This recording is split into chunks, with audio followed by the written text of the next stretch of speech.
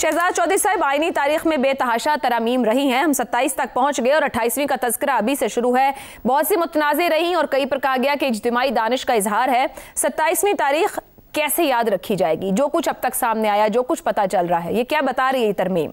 18वीं तरमीम और इसका मुकाबला और तकाबुल 18वीं तरमीम से कीजिए। 18वीं तरमीम की जो कबूलियत या मकबूलियत है वो क्या अभी कायम है, यानी है अपनी जगह पे?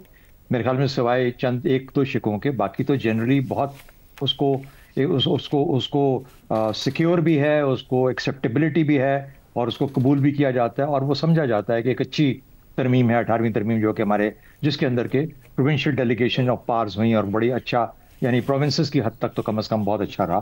वो कि उसके अंदर अभी कुछ झोल बाकी हैं, बहरहाल सूरत वो एक उसको वाइड एक्सेप्टेंस है। उसके बाद आ जाइए, एक शिक शामिल की गई थी 58(2)B, जो कि ज़ियाउल हक के ज़माने में शामिल की गई थी।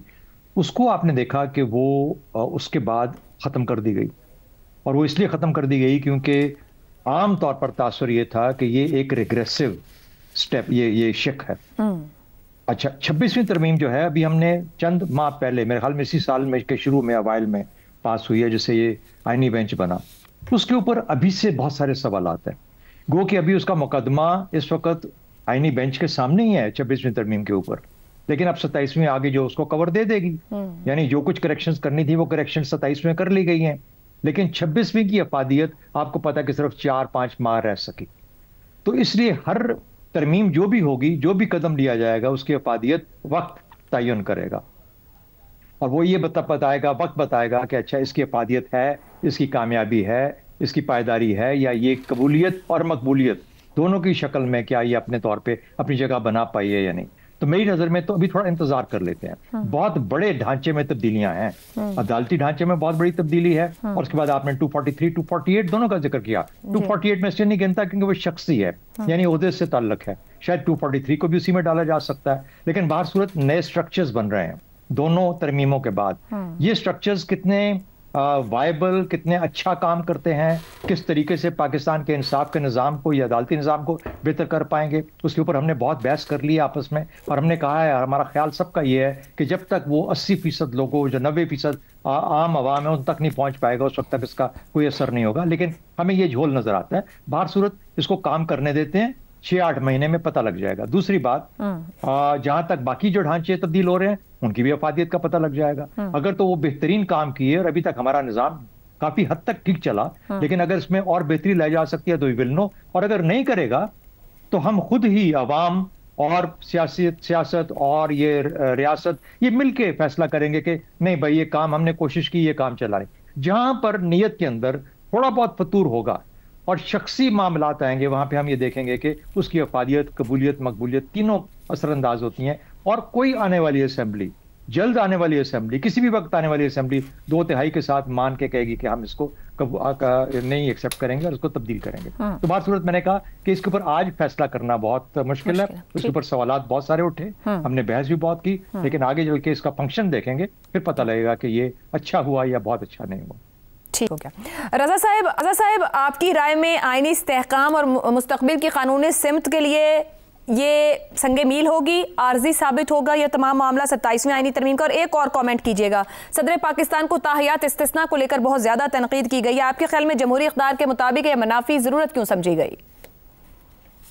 सबसे पहले तो देखिए, ये जो तरमीम है 27वीं, इसमें बहुत ज्यादा जिसे कहना चाहिए एक्सपेरिमेंटेशन की जा रही है, और एकदम ही एक बिल्कुल नए अदालती ढांचे को मुतारिफ करवाया जा रहा है। अब ये बात दुरुस्त है कि जो पिछला जो माजी की अरेंजमेंट थी वो भी कोई खातिर खा नताइज हासिल नहीं कर पाई थी। आई मीन हम सबके सामने है, इसके ऊपर बड़ी बहस भी होती रही है।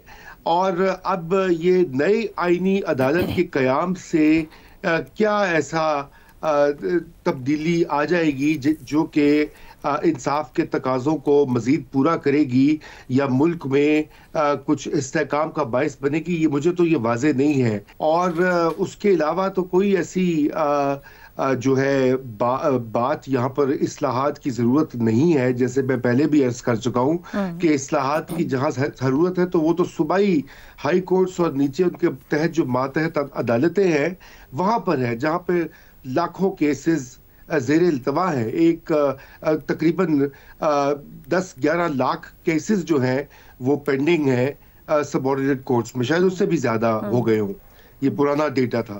تو اس لیے یہ تو وقت کے ساتھ پتہ لگے گا. اور یہ بات ضرور ہے کہ اس میں ان دونوں جو اہم ترامیم کے جو پہلو ہیں اس سے ایک کنٹینیوٹی جو ہے وہ اب ضرور ہوگی. موجودہ جو نظام چل رہا ہے اس کو مزید آگے چلانے کا بندوبست کر لیا گیا ہے آئینی, قانونی اور دیگر طریقوں سے. اور اس لیے اب یہ شاید اس لیے کیا گیا ہو اور یہی خیال ہے کہ اس سے استحکام آئے گا, کیونکہ پاکستان میں سیاسی استحکام نہیں آتا.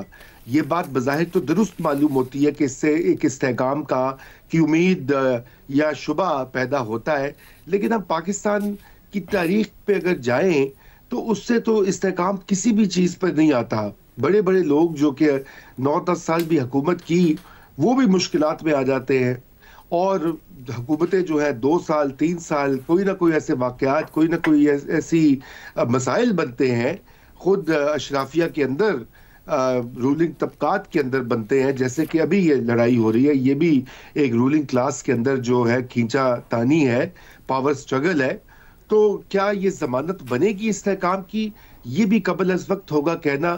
تاریخ تو ہمیں کچھ اور بتاتی ہے. رہی بات صدر کے استثناء کی, تو بالکل میں سمجھتا ہوں کہ استثناء جو ہے وہ اس کی کوئی ضرورت نہیں تھی, اور نہ صدر کی نہ کسی اور کی. اس کی وجہ یہ ہے کہ جب آپ پبلک آفس جو ہولڈر ہوتے ہیں یا وہ لوگ جو کہ سرکاری پوزیشنز پہ پہنچتے ہیں, ان کا احتساب تو جو ہے وہ ایک سکیم میں ہے, ایک آئینی قانونی تقاضا ہوتا ہے استثناء حاصل کرنے کا. اب یہ بھی دیکھیے نا, یہ بھی ایک ضمانت کے طور پر, سیفٹی والو کے طور کے اوپر انسرٹ کی گئی ہے, تاکہ کل کلا کو اگر کوئی سیاسی تبدیلی ہوتی ہے تو اس کا خمیازہ نہ بھگتنا پڑے موجودہ صدر پاکستان کو یا کسی اور کو. لیکن وہ بھی آپ کو پتا ہے کہ عائشہ, وہ بھی ہمیں تاریخ بتاتی ہے کہ وہ بھی قائم اور دائم نہیں رہتا. اس لیے میں یہ سمجھتا ہوں کہ یہ, اور مجھے جو پرابلم ہے اس ترمیم سے, لوگ تو اور بہت زیادہ آہو بکا کر رہے ہیں اخبارات میں, مجھے پرابلم ہے کہ اس کی جو اجلت دکھائی دی ہے وہ جلد بازی جو ہے وہ بالکل درست نہیں تھی, کیونکہ اس کے اوپر اور غور و خوض ہو سکتا تھا اور بہتری لائی جا سکتی تھی. اور جلد بازی بھی ہم نے پہلے بھی گفتگو کی تھی. افتخار صاحب, آپ کے خیال میں اس ترمیم سے آئینی ڈھانچے کی مضبوطی ہو رہی ہے, سیاسی مفادات کی تسکین ہے؟ کہا جائے کہ یہ عدالت, صدر اور فوج کے تعلقات میں توازن پیدا کرنے والے اقدامات ہوں گے یا سیاسی مفادات کی تکمیل ہے؟ آپ کے سوال کے بارے میں میرا جواب وہی ہے جو میرے دوستوں کا ہے. سب کچھ ابھی قبل از وقت ہوگا کہ اس کے مثبت و منفی پہلو کیا ہوں گے.